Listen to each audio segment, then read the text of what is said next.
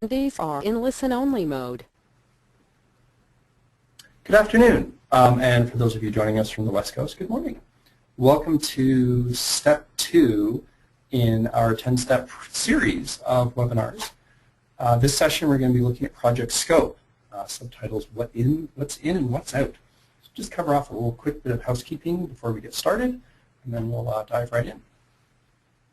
So just for some quick logistics, if you have any issues, there's a small panel off to the right. You have an option to raise your hand.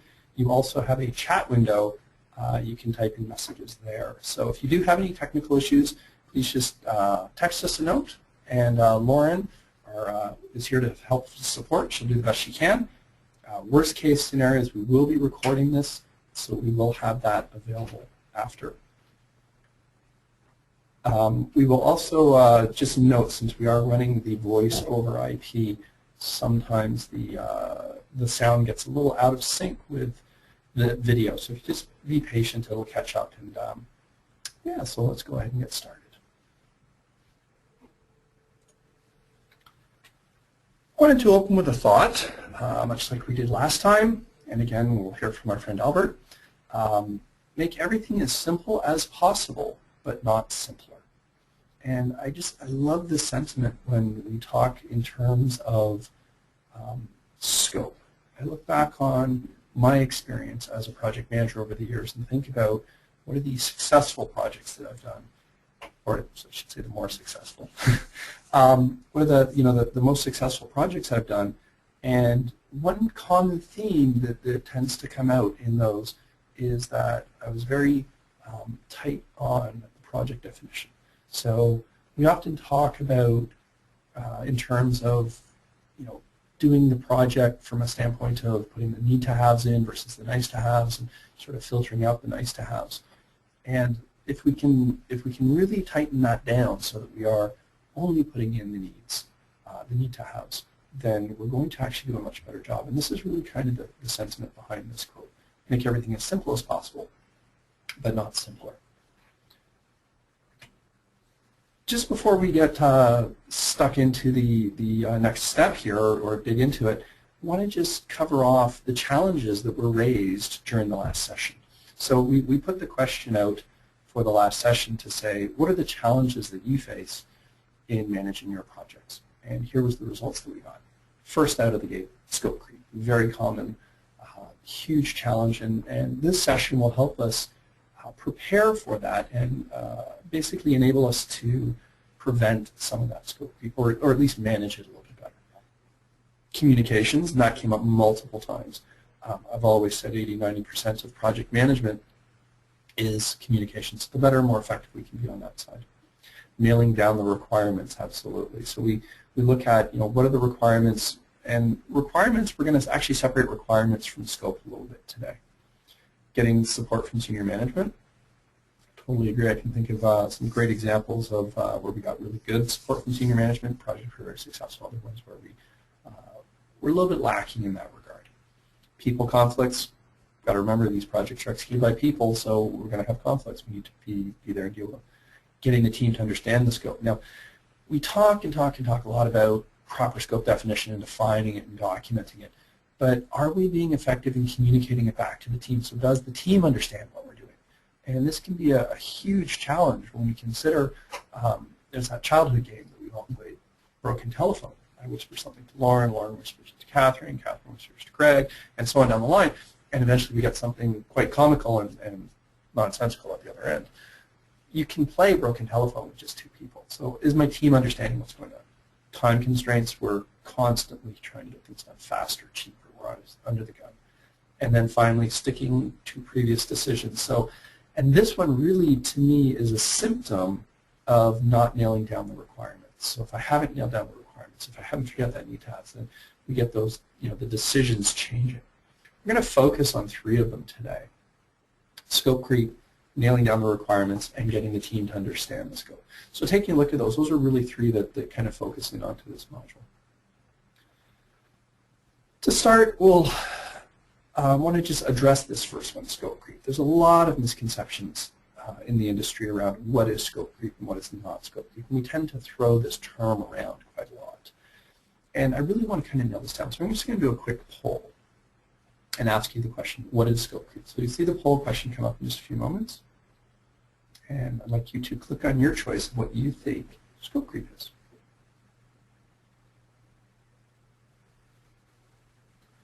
So the poll is now open.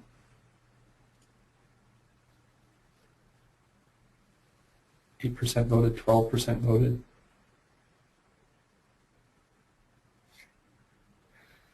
40% voted. Ah, beautiful. They're coming in fast and furious. We'll close it when we get somewhere over 80%. 75%, 78. Give it another couple seconds. Okay, so we got up to 83% voted, 84. There we go. Okay, so let's take a look at the results.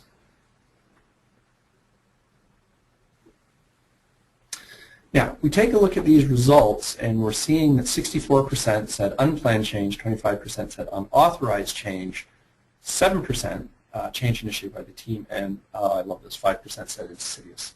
So we ask this question often in our classes. We discuss, what is scope creep, and I actually honestly had the answer one time that scope creep is insidious. The other answer we often get is that scope creep is small, and while I do agree that scope creep is often small, mean large or small doesn't make it creep or not creep. Now, in my book, the correct answer is that scope creep is unauthorized change, so answer B. Now, there's a lot of people who said answer A, unplanned change. So yes, it is unplanned, and pretty much all change kind of is unplanned. I mean, there is some change that we sort of anticipate, and we think we may have to make this change, so we kind of plan for it. But really, all change is unplanned. It's really what makes scope creep is when it's unauthorized. So we'll go back to our slides. So when we look at, what is scope creep versus what is are we still sharing the poll results? No, we're back. There we go. Okay. So we look at what is scope change versus scope creep. And scope change, no slides I'm hearing. So let me just, is that better? Sorry, I think we have a little bit of technical difficulty right now. Are we back on? How about now? Okay. Let me just make a quick little, see if I can make that change. Okay, I think we're back now. Okay, gotta love technology, eh? So, what is scope creep? So scope creep is unauthorized change. That's simple. Scope change is scope change that has been approved, right? So we need to kind of separate those out, whether it's large or small. Whoever initiated it, if we're not getting the approval, that's when it's scope creep. Now, let's just, and we are kind of jumping forward a little bit to about step 9 for this discussion, but when we talk about change, so once we have baselined our project plan and we move and we transition into execution, we're now effectively in a contract with our sponsor, with our organization, that we have agreed we're going to deliver X for this amount of time, for this amount of cost, and if we're going to make changes to that, we need to renegotiate that contract. So when we have changes, you're going to have changes. That's inevitable. I've yet to be on a project that has no changes. So the question is how are we managing that change? And change isn't bad. It's not evil. It just is. And in fact, sometimes change can be actually quite good and save us, because if we have a real change in the requirements along the way. So when we look at scope creep, I want you to think in terms of unauthorized change or unmanaged change. And if we have a suggested change, we've gone through, we've done our analysis, and we have gotten the appropriate approvals, then it's simply scope change. It's no longer scope creep. Now, just to reiterate back to the first session, what is a project? We kind of answered that question there, and I just want to focus in very briefly on meets a specific goal. So this step really is about defining what is that goal so that we know what our target is, so we can see where we're headed, and then hence we know if we've arrived. So step 2, define scope. And of course, we're on step 2 of our 10-step process. We've now transitioned from initiating into planning, and the next 6 steps are going to be all about planning. Last session, we covered off the charter. We looked at the why, the what, and the how, and how those all feed together from the business needs perspective to the product scope. So the need's going to drive the scope, the product scope is going to drive the project scope, and the product scope is the what, the project scope is the how. So our focus was on the left side of this diagram last session. We're now going to transition our focus to the right side, and 2 major documents there, the scope statement, which we're going to dig into a little bit today, which is really the documentation of the product scope, of the what, the features and functions. And that feeds into our integrated project plan, and part of our integrated project plan is our schedule, and we're going to be touching a little bit onto some concepts surrounding the schedule today as well. The processes, if we want to get very pinbocky here, the processes are collect the requirements, define the scope, and create the WPS. Now, we're not going to formally look at each process and inputs and outputs, but we'll, those are the underlying processes that we're going to be working with. So my question for you is, what challenges are caused when the requirements are not clearly understood? So I want you to think about a project that you've either experienced or maybe you've seen, and think about, if I don't clearly understand the requirements, what's that going to look like? And a question box will pop up in a few moments. I'd like you to answer that within the question box.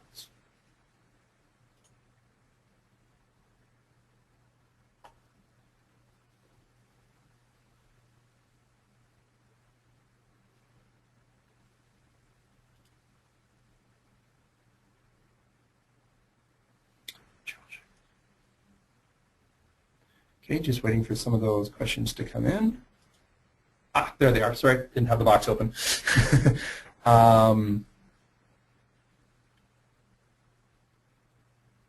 Okay.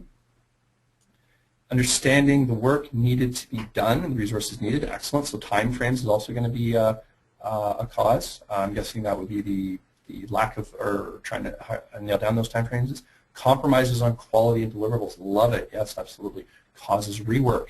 What resources do we need? If we don't know what our requirements are, how do we know what resources? Getting off down completely different path. Yes. So going down the wrong path and just kind of not knowing where we're going to finish, so we get into the wrong path. Not able to assign resources. Beautiful. Absolutely. Okay. Training issues. Yep. Because we're going to be training on one thing and trying to deliver something else. Cause lots of CRs, lots of change requests. Absolutely. Absolutely. Not approved product as an end result and starting again, losing confidence as a team. So there's definitely some reputational impact, if you will, around, are we competent as a team to be able to deliver this? And hence, do we, does the stakeholders want us back? Costs lots more money. Absolutely. Cannot schedule. More rework. Excellent. Yes. Yes. So many of the common scenario situations that we see. Now, just before we move on to the next slide, I really wanted to put this quote into the session somewhere, and this was the best place I could find for it.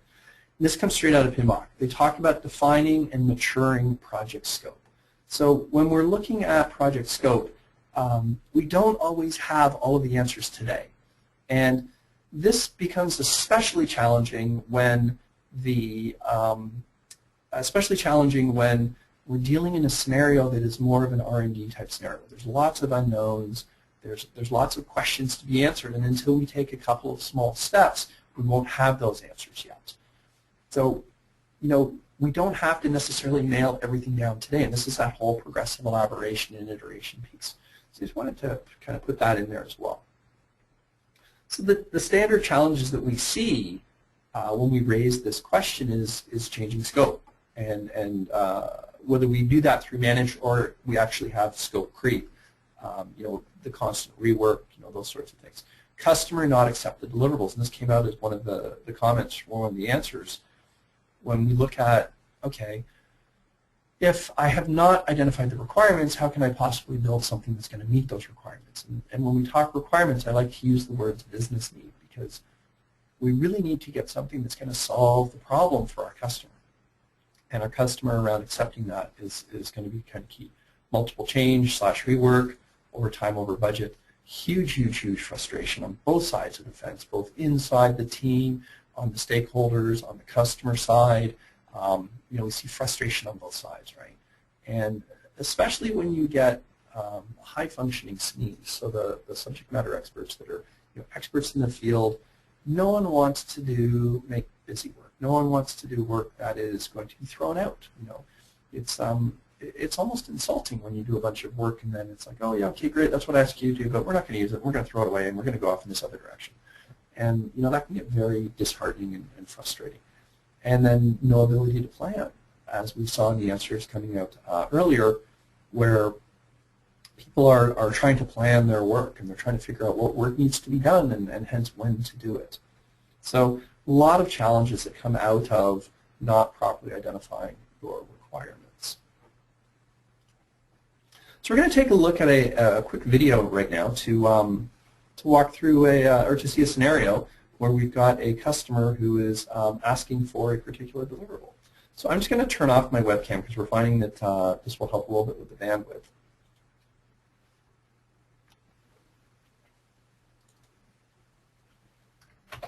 Strategic initiative to increase market penetration, maximize brand loyalty, and enhance intangible assets. In pursuit of these objectives, we've started a new project which will require 7 red lines. I understand your company can help us in this matter. Of course. Walter here will be the project manager. Walter, we can do this, can't we? Yes, of course. Anderson here is our expert in all matters related to the drawing of red lines. We brought him along today to share his professional opinion. Nice to meet you. Well, you all know me. This is Justine, our company's design specialist. Hello. We need you to draw 7 red lines, all of them strictly perpendicular. Some with green ink and some with transparent. Can you do that?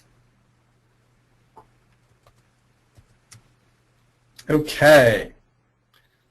So we're going to pop open the next question and ask you this. How would you respond to this? We have a customer, strategic initiative, wants to increase market penetration, maximize brand loyalty, and enhance intangible assets.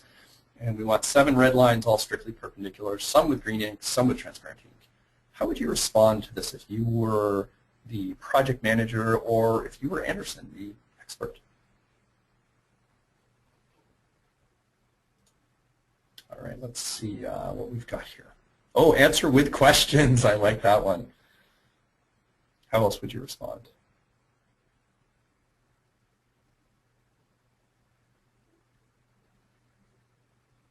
What is the end result? What are you trying to obtain? Beautiful.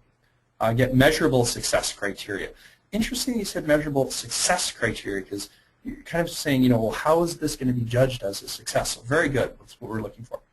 How many of each? How long? How thick? So getting some more details, quantifying those 7 red lines. And they're all supposed to be perpendicular too, don't forget. Probe for details. How do they view the relationship between raising the profile, et cetera, and the lines being drawn? Oh, thank you so much. Yay. Someone looking for the connection between the red lines. So I'd ask questions to clarify your objective. Tell me more about this. You know, what would this lead to? Who is the audience? Beautiful. So who's going to be using these red lines? What's the project end result? Well, we've identified that. It's 7 red lines, all perfectly perpendicular. So looking at some detailed requirements again, asking for clarification. So excellent results. We're looking for how do we get more information back. So let's take a look at how our friend Anderson replies. No, I'm afraid... Let's not rush into any hasty answers, Anderson. The task has been set and needs to be carried out. At the end of the day, you are an expert. The term red line implies the color of the line to be red. To draw a red line with green ink is, well, if it's not exactly impossible, it's pretty close to being impossible. What does that even mean? Impossible. I mean, it is possible. There are some people, say, suffering from color blindness, for whom the color of the lines doesn't really make a difference. But I'm quite sure that the target audience of your project doesn't consist solely of such people. So in principle, this is possible.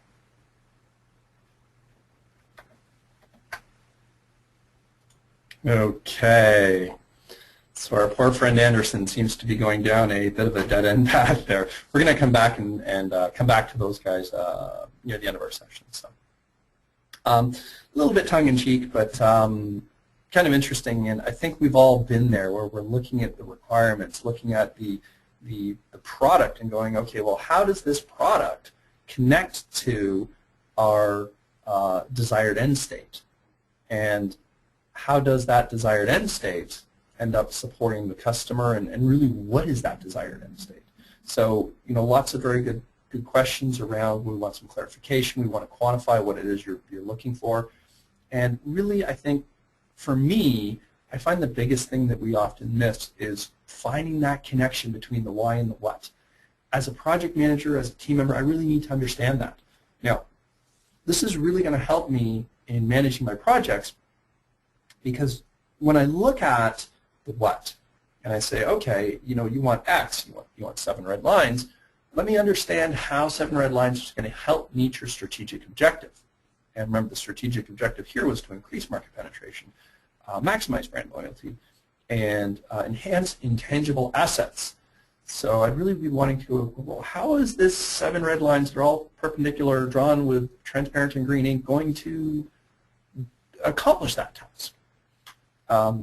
And in doing so, I can really now start to understand how the what, the thing that we're producing, is going to help support. And hence, when we get a change request, when we get an opportunity for enhancement, we can better judge what that looks like. And this will help us really kind of tie down or nail down what are the requirements and what are the features and functions that are going to support those requirements. And hence, I find when we do this well, we tend to reduce the number of changes, but also when those changes come in, we're much better equipped to judge them. Now, the scope statement, technically, it defines, first of all, the requirements. So much like our charter, we're going to take that requirements information, we're going to bring it into our scope statement. Depending upon how many questions are still outstanding, I may enhance that, I may mature that. Or we might just take from what's done in the charter and move forward. We then get into the what's in and what's out of scope. And when we talk in terms of what's in and what's out of scope, we're really setting our boundaries. I find the tool of in and out of scope very, very effective. A classic example is we're putting up a new system. We're putting some new hardware, perhaps some new software, some new ways of doing things. And the project scope does not include training. Well, if I'm the end customer, I'm probably thinking in terms of I need to have my users up and going so they can be productive. And without training, they cannot be. So if we don't include that step, it's not going to get the job done. Now, if you've been tasked with putting together the new system, that may or may not include the training. And the training may be covered in a separate phase or a different project altogether, or it may be assumed that that is included. So when we do our in and out of scope, we can say, well, what's in scope is the hardware and the software. Or perhaps we just say, the software is in scope, the hardware and the infrastructure upgrades are not in scope, and the training is not in scope. And then that really sets the boundaries for where we are. And we can have that discussion at the beginning of our project as opposed to at the end, which is much better. Then we get into acceptance criteria, and that is really the biggest one on this page, is the acceptance criteria. Just going to cover out the other ones real quick, and we're going to come back to acceptance criteria. What constraints do we have? Okay, so are we up against a regulatory project where we have a hard stop deadline? Those sorts of things. The specifications, approvals for the specifications. We're getting down into the weeds. We're getting down into the details, and then we also want to identify any assumptions. Let me just come back to acceptance criteria. Whenever you define scope, I want you to please define the acceptance criteria. So with that in mind, you can now find out what the requirements are. So for example, let's say the requirements is we need to create a new phone. Okay, so we're going to create the next iPhone. If the acceptance criteria is that this phone needs to be able to survive being dropped from 2 meters in the air onto concrete. It needs to survive being frozen. It needs to survive being immersed underwater to depth of 2 meters or whatever. Then we can build and design to that, right? And I'm very hard on my electronics, so I tend to drop things and they get wet, and they get frozen, and so forth. So those would be important requirements for me. So when I go and buy my next camera, for example, having things like shockproof and waterproof and freeze-proof are very important to me. As where if I'm using this in an office environment, then having those requirements isn't. So if you define your acceptance criteria, you'll find out what is the test that your customer is going to do at the end of the project to say, yep, this is what I was looking for. How are they going to test it? Are they going to take it up to the parking lot and drive over it with their car? Are they going to immerse it in a bucket of water? What does that look like? And you can really find a lot of information out when you define the acceptance criteria. From last session, we talked about what is project success, and right off the top, customer accepts the solution. So if we don't create something that's acceptable, we don't have a successful project. So why are we not asking what is the acceptance criteria at the very beginning? Because if we did that, then we would know how the customer is going to do the test. We can run those tests. We can quantify those tests, and then we can build to that standard. So with that in mind, I want to take a look at a quick example acceptance criteria. So this is for work package 3.2.1. It's an exterior statute. So we're doing a building renovation. We're repurposing a building to make it, turn it from an industrial warehouse facility into an office building. And we're going to do some landscaping. So one of the items is we want to have an exterior statue in front of the building. And here's the acceptance criteria. So the height, it needs to be about 1 to 3 meters, and that will be a pass criteria. So we also define acceptance in both the pass and a fail criteria. Another pass criteria would be natural stone, so we want the color. And then a fail criteria would be nudity or suggestive pose or attire. So we want something that's, acceptable. So I'm going to show you the picture of what we ended up getting. And this is a picture of the Kentucky Knobs structure. It was taken by an associate of ours, Mike Leminski, when he was on vacation down in Kentucky. So here's my question. Did it pass the criteria? Was it between 1 and 3 meters high? Well, actually it was. It was about 2 meters tall. Is it stone in color? Yep. And is there any suggestive pose or attire? Nope. So it does pass the criteria. So we want to, really kind of be thinking about how we go about doing our acceptance. And when we get into physical structures, we have the advantage where we can look at the drawings, we can look at the design, often architects will create a 3D model so that we can take a look at what it might look like before it's done.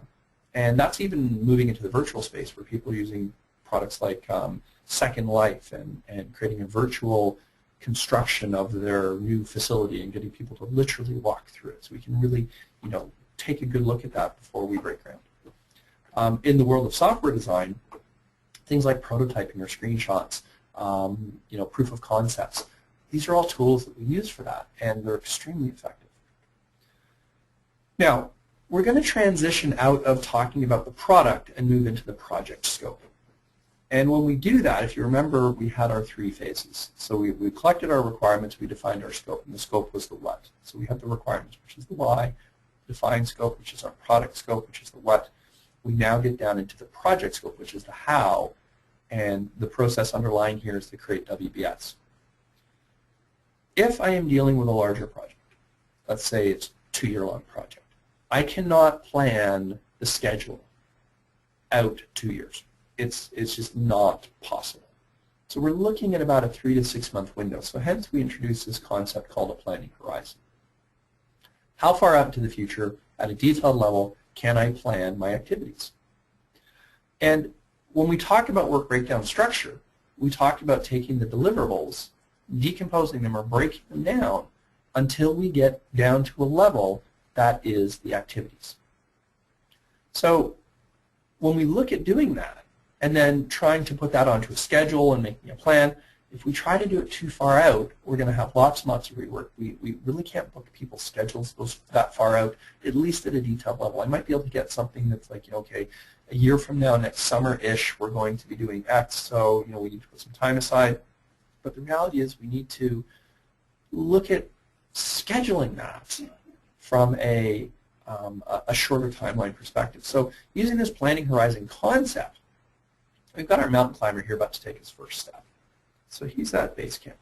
We have Camp 1, Camp 2, Camp 3 up in the summit, Camp 4, and Camp 5 down on the other side. So we have a very clear view of base camp to Camp 1, and we can plan that in detail.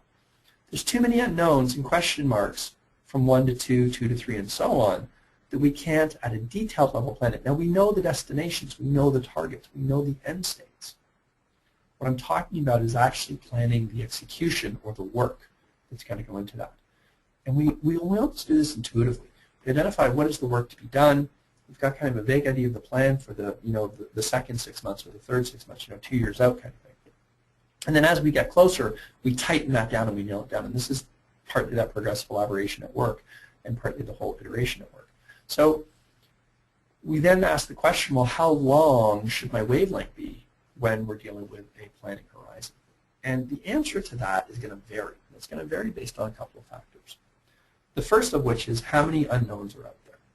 If I'm doing something that I've done 1,000 times before, you know what? I kind of got it figured. I kind of know where the bear traps are. I know the right questions to ask. I know the right things to look for, and we can be fairly confident in planning at a longer timeline. If, however, we're doing something that is more R&D, research and development, something that is more first time in the history of man, and keeping in mind that when we're doing something highly innovative, when we're doing that first time, it doesn't necessarily mean first time in the history of man, it means first time for our team. So if I have a team that's highly experienced, yes, I can extend my planning horizon. If I have a team that's less experienced, I'm going to shorten my planning horizon. So I might use a 3 to 6 month planning horizon, or I might use a 3 to 6 week planning horizon. Now this concept is really at the heart of Agile. So if any of you are working with Agile, what we're effectively doing with Agile is, although we're identifying the end states, we're identifying what is Camp 3, what is Camp 4, what does that look like, we're keeping the details to a very short planning cycle, and it can be even as low as a few days to a week, where we're going to plan that, execute that, and then plan the next step and execute the next step. So when you're working in a project that's very innovative, very, lots of unknowns, then you want to shorten your cycle down. If you're working in an environment such as software development, where you have lots of flexibility, you can take advantage of that and hence use tools like Agile and be very flexible. Now it takes a lot of discipline and takes a lot of work, but you can create something that's actually very cool. If we get into more physical type projects such as construction, then we're into slightly longer concept or longer planning phase. But all of this is still dependent, highly dependent on figuring out what is your success criteria, what's your end state. And an interesting thing, we use the analogy of climbing a mountain. And there's a friend of mine, Scott, professional mountain climber. Who knew that was a profession? And I really love his approach, because when we talk about what is the successful end states, we're gonna make an attempt to climb Everest, and he's actually done that. He's done the seven summits. So we're going to make an attempt to climb Everest. So what do you think the end state is? And when I ask this question, most people think, well, we'll get to the top, of course. Well, yeah, I like Scott's approach on this one a little bit better, though. His successful criteria is that you get back down the mountain. So we think about that, and oftentimes we get so focused on the achievements, reaching the summit, that we kind of lose sight of the larger objective here, because if I reach the summit, then I can't make it back down, because perhaps I've run out of resources. And when you think about such an unforgiving environment as that, if we run out of food, water, oxygen, you might not make it back down. And what's interesting is in my discussions with Scott, he actually shared with me a statistic, which is about 90% of people who die on Everest actually die on the way back down. So, and kind of look at that and say, well, why did that happen? Well, they were focused on getting to the top. They weren't, their end state goal was to get to the top, which they did, and then they were done. So we want to really think about what is our end state goal, and part of that end state goal needs to encompass having a reusable, sustainable product, both from what is the product that I've created, as well as the team that did the creation. So the whole process starts to weave into all of this. So all of this comes down to the WBS. Now, the work breakdown structure.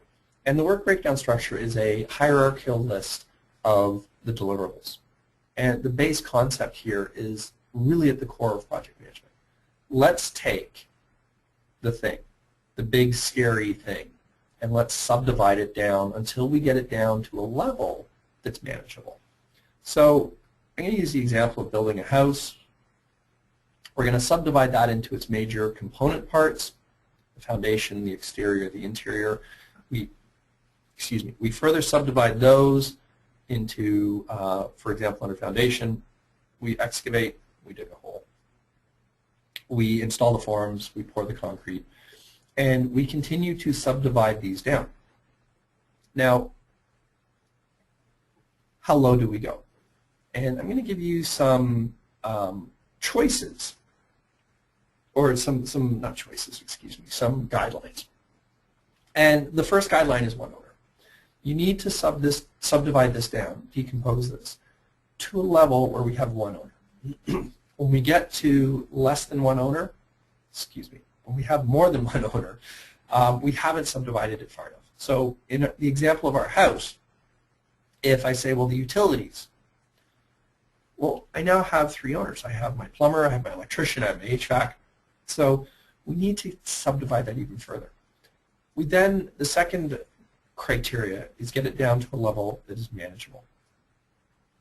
And you'll often hear the 80, the 880 rule being leveraged at this point. And really what we're saying is we need to bring it down to a level where it's manageable. So now that we have it to something that's small enough that's manageable, we want to ask ourselves, have we gone from a noun to a verb? The house, it's a noun, it's a thing. Foundation, again, a thing. Now, when we start getting into verbs, dig the hole, install the forms, we're now down to verbs. And when we get down to verbs, we're now talking tasks or activities. Tasks and activities are what end up on our schedule. So when we have subdivided far enough that we've actually gotten to a point where we are going to verbs or activities, we know we've gone far enough. In fact, some would argue we might have even gone too far. So the lowest level of a work breakdown structure should be deliverable based, the excavation. What are the activities that are going to go into that? Well, we need to mark it out, we need to design it, we need to dig the holes, we need to potentially ship away the extracted materials. So we now start to look at what are the activities. And the activities are what end up on our project plan. The activities are what we put into products like MS Project.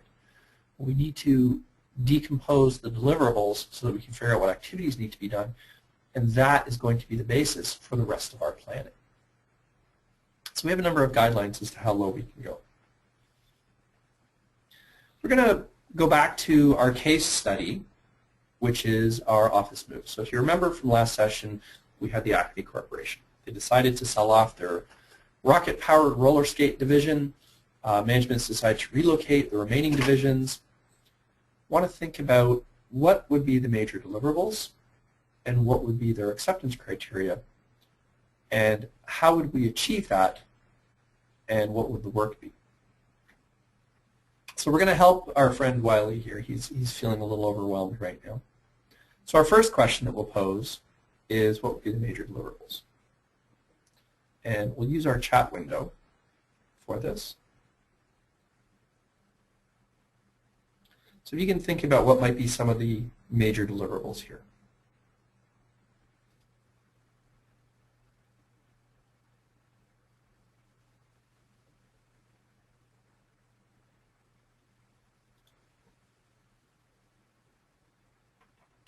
Okay. New and more cost-effective office space, meets the business needs. Packing, acquire a new office. So new office space would be ready. Reserve the moving vans.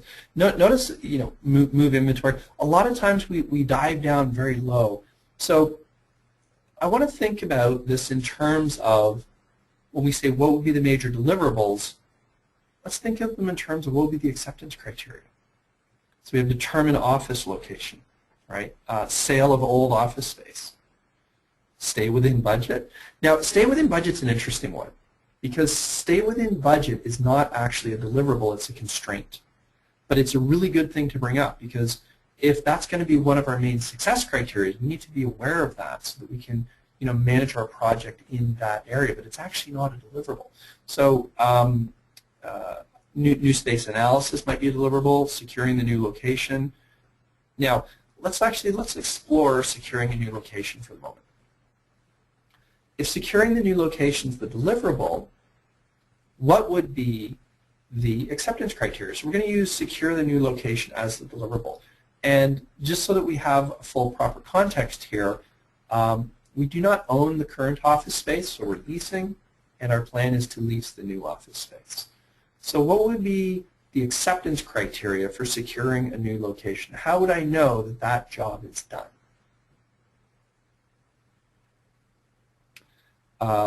So the first answer was the office space is enough room for all staff. Again, that would be a constraint. Employees have moved and settled into the new space. So I love that answer. Now, that one is actually the answer to the bigger picture, right? So the one that came in right after that is a signed contract within budget. Then we see contract, signed lease coming in. So really that is the acceptance criteria.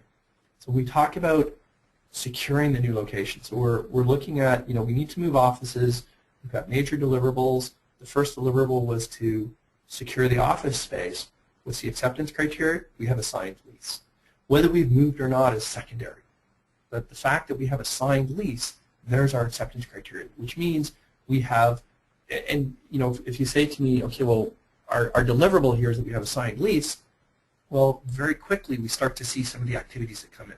So we'd investigate locations, we would maybe do some on-site visits, we would negotiate the terms of the contract, get people within the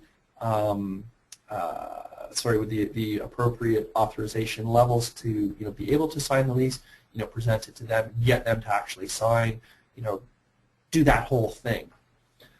So now the second question is, how would we achieve that? So we're going to continue to explore the idea of the signed lease. So our first major deliverable is secure office space. The acceptance criteria for that is that we have a signed lease in hand. What would be some of the work that would go towards achieving that? So we actually want to look at, what are the tasks and activities at this point.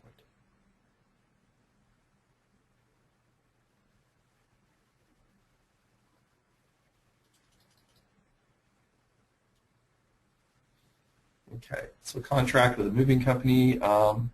Terminate the old lease. Yes, that would be a good step. Yes. Cost analysis by square foot, right? So we're going to be looking at, what's our old cost per square foot, what's our new cost per square foot. We are looking for something that is cost effective. That is an important criteria. Cost per square foot. Meeting with people, leasing buildings to work out the contract details. Yes, absolutely. Sitting down and doing the negotiations. Oh, beautiful. Engaging a real estate agent. Doing a needs analysis, so figuring out how much space we need. Putting together a communication plan. Yes. Yes, unfortunately, unable to see other people's responses. Unfortunately, we can't share the responses with it's limits with our technology. So that's why I'm just kind of reading them off for you. Engage a moving company. Fabulous. Review locations. Choose a new locations. Lawyer to review the lease. Cancel the existing lease. So yeah, absolutely. You guys are hitting it right on the nail. You're hitting the nail right on the head here. So let's take a look at what our friend Wiley came up with. So we have the office move. We broke it down into three main deliverables. The location, which we identified was signed contract. The reno.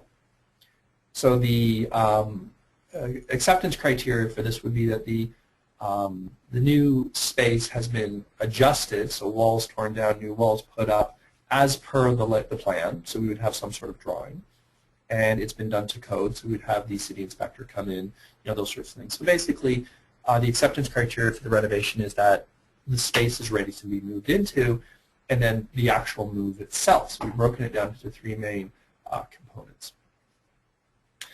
much exactly like what you were saying, we need to hire an agent, we need to investigate the locations, we need to negotiate a lease, and then we could take each of those. They would have an acceptance criteria associated with them. So for example, hire agent, the acceptance criteria would be that I have a signed contract with an agent. And so that we then start to break that down and take a look at, well, I might investigate potential agents, and I might ask for references or meet with them, and then check the references, and do all these sorts of things. So we're now breaking it down into the activity level. For the renovation itself, the design, hire the contractor, approve the work that's been done. And this brings up a really interesting point when we talk about the how. For any of you home handymen or women out there who do home renos, I do, I don't tend to hire contractors. So my project plan for the renovation looks more like this.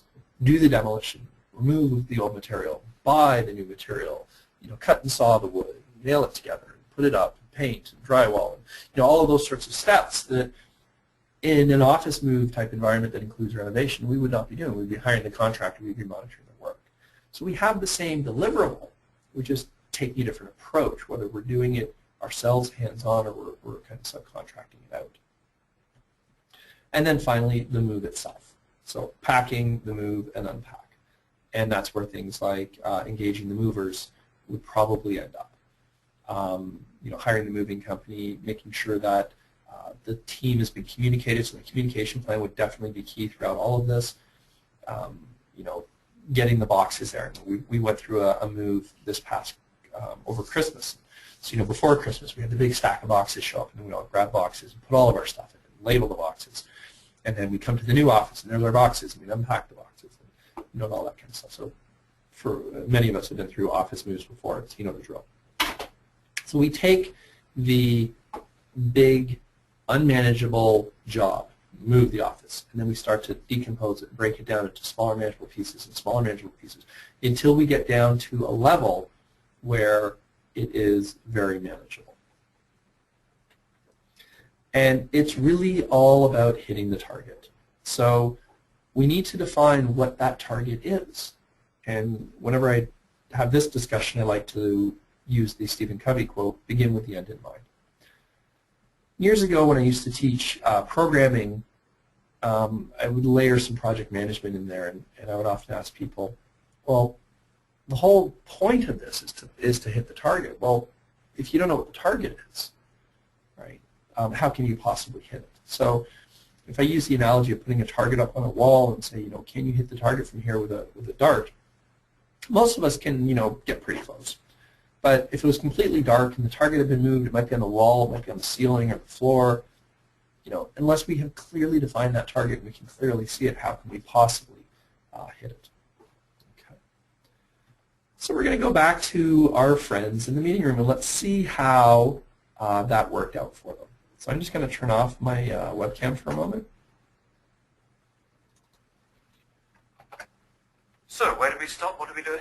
7 red lines, 2 with red ink, 2 with green ink, and the rest with transparent. Did I understand correctly? Yes. Excellent. In which case, that's everything, right? Oh, I almost forgot. We also have a red balloon. Do you know if you could inflate it? What do I have to do with balloons? It's red. Anderson, can you or can you not do this? A simple question. As such, I can, of course. But Excellent. Organize a business trip. We'll cover the expenses, go over to their location, inflate the balloon. Well, this is very productive. Thank you all.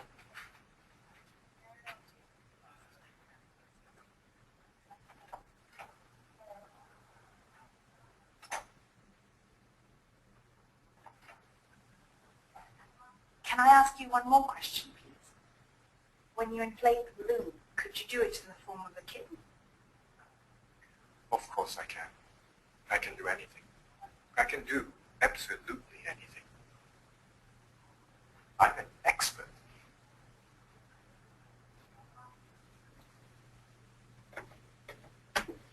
All right. I think a few of us have been there. So it turns out that the our design person, Janine, did some market research and found out that people respond positively to kittens. Okay. So to key points to wrap this up. Number one, optimize your scope. And when we talk about optimizing your scope, it's about getting things down to just what's needed. And again, I think about my successes over the years, the successful projects.